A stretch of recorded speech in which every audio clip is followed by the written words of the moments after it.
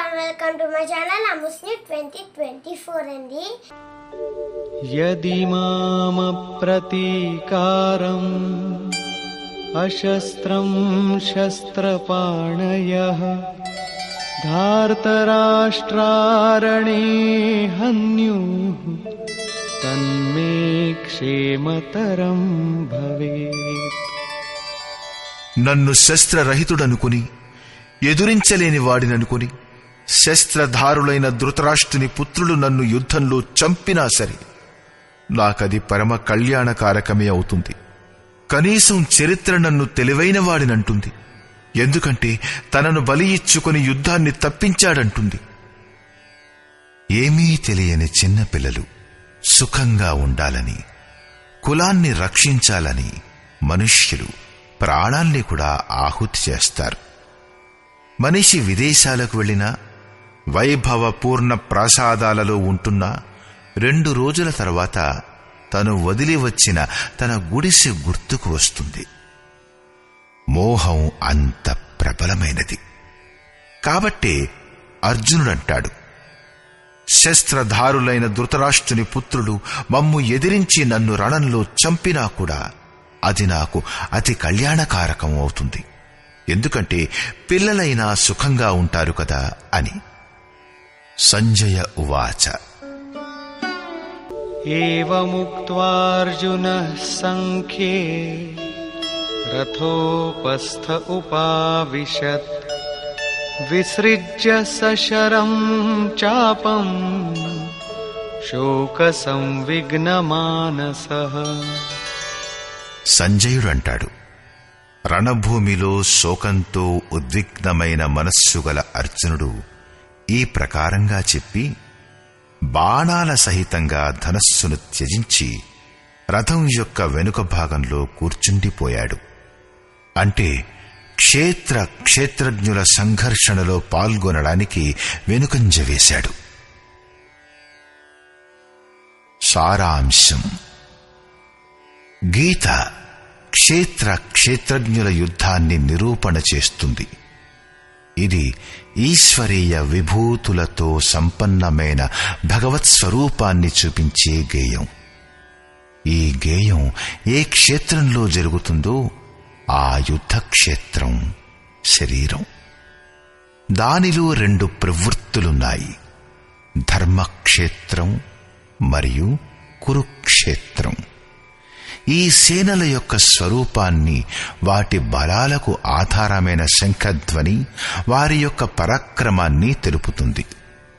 తదనంతరం ఏ సేనతో యుద్ధం చెయ్యాలో దాని పరీక్ష జరిగింది. మొత్తం సేన 18 అక్షౌహిణీలు, అంటే రమారమి 650 కోట్లు. కాని వాస్తవానికది అనంతం. ప్రకృతి యొక్క దృష్టికోణాలు 2. ఒకటి ఇష్టోన్ముఖీన ప్రవృత్తి, దైవీ సంపద. రెండవది బహిర్ముఖీన ప్రవృత్తి, ఆసురీ సంపద. 2 ప్రకృతికి సంబంధించినవే. ఒకటి ఇష్టదైవం వైపు ఉన్ముఖుల్ని చేస్తుంది, పరమధర్మ పరమాత్ముని వైపు తీసుకుని వెడుతుంది. రెండవది ప్రకృతి పట్ల విశ్వాసాన్ని కలిగిస్తుంది. మొదట దైవీ సంపదని సాధించి ఆసురీ సంపదను అంతం చేయాలి. తరువాత శాశ్వత సనాతన పరబ్రహ్మ యొక్క దిగ్దర్శనం మరియు అతనితో సమైక్యం పొందడంతోనే దైవీ సంపద యొక్క అవసరం తీరిపోతుంది. యుద్ధ పరిణామం బహిర్గతమవుతుంది. అర్జునుడు సైన్యాన్ని పరీక్షించినప్పుడు ఎవరినైతే చంపాలో వారంతా తన కుటుంబంగానే కనిపించింది. ఎంతవరకు సంబంధం ఉంటుందో అంతవరకే జగత్తు ఉంటుంది. అనురాగం యొక్క ప్రథమ దశలో కౌటుంబిక మోహం ఆటంకాన్ని కలిగిస్తుంది. మధుర సంబంధాలు ఎంతగా విచ్ఛిన్నమైపోతాయంటే అసలవి ఉండేవే కాదనిపించినప్పుడు సాధకుడు గాభరా పడిపోతాడు. స్వజనుల పట్ల ఆసక్తిని నశింపచేసుకోవడం అతనికి అకల్యాణప్రదంగానే కనిపిస్తుంది. అర్జునుడి వలనే అతను కూడా వ్యవహారంలో ఉన్న మూఢ నమ్మకాలలో తన్ను సమర్పించుకునే ప్రయత్నం చేస్తాడు. అతనంటాడు, కులధర్మమే సనాతన ధర్మం. ఈ యుద్ధం వలన సనాతన ధర్మం నాశనమైపోతుంది. కుల స్త్రీలు దూషితులైపోతారు. వర్ణ సంకరం జరుగుతుంది. ఆ కులం మరియు కుల ఘాతకులు అనంతకాలం వరకు నరకంలో ఉండిపోతారు అని. అర్జునుడు తనకు తెలిసినంత వరకు సనాతన ధర్మం యొక్క రక్షణకై వ్యాకులపడిపోయాడు. అతను శ్రీకృష్ణునికి ఇలా విన్నవించుకున్నాడు, మనం తెలివైన వారమై ఉండి ఈ మహాపాపానికి ఎందుకు ఒడిగట్టాలి? అంటే శ్రీకృష్ణుడు కూడా పాపం చెయ్యబోతున్నాడు. చిట్ట చివరికి పాపం నుంచి తప్పించుకునేందుకు నేనీ యుద్ధం చెయ్యను అంటూ హతాశుడైన అర్జునుడు రథం వెనుక భాగంలో కూర్చుండిపోయాడు.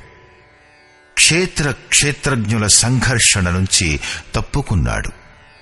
వ్యాఖ్యాకారులు ఈ అధ్యాయాన్ని అర్జున విషాదయోగం అన్నారు. అర్జునుడు అనురాగానికి ప్రతీక. సనాతన ధర్మం కోసం వ్యాకులపడే అనురాగవంతుడి విషాదం యోగానికి కారణమవుతుంది. ఇదే విషాదం మనువుకి కూడా అనుభవయోగ్యమైంది. హృదయ బహుతు దుఃఖలాగ్ జనంగయవు హరి భగతి బిను. సంశయంలో పడే మనుష్యుడు విషాదాన్ని అనుభవిస్తాడు. అతనికి సందేహం కలిగింది. వర్ణసంకరం మొదలవుతుంది. అది నరకానికి తీసుకెడుతుంది. సనాతన ధర్మం నాశనమైపోతుందనే విషాదం కూడా అతనిలో ఉండింది. అంటే సంశయ విషాద యోగం అనే సామాన్య నామకరణం ఈ అధ్యాయానికి తగినటువంటిది. అందుచేత ఓం తత్సదితి శ్రీమద్భగవద్గీతాసూపనిషత్సు బ్రహ్మ విద్యాయాం యోగశాస్త్రే శ్రీకృష్ణార్జున సంవాదే సంశయ విషాద యోగో నామ ప్రథమోధ్యాయః. ఈ ప్రకారంగా శ్రీమద్భగవద్గీత రూపమైన ఉపనిషత్తు మరియు బ్రహ్మ విద్యా యోగశాస్త్ర విషయకమైన శ్రీకృష్ణుడు మరియు అర్జునుల సంవాదంలో సంశయ విషాద యోగం అనే పేరుగల ప్రథమ అధ్యాయం పరిపూర్ణమయ్యింది. ఇది శ్రీమత్ పరమహంస పరమానందస్య శిష్య స్వామి అడగడానంద కృతే శ్రీమద్భగవద్గీతాయాః యథార్థగీతా భాష్యే సంశయ విషాద యోగో నామ ప్రథమోధ్యాయః.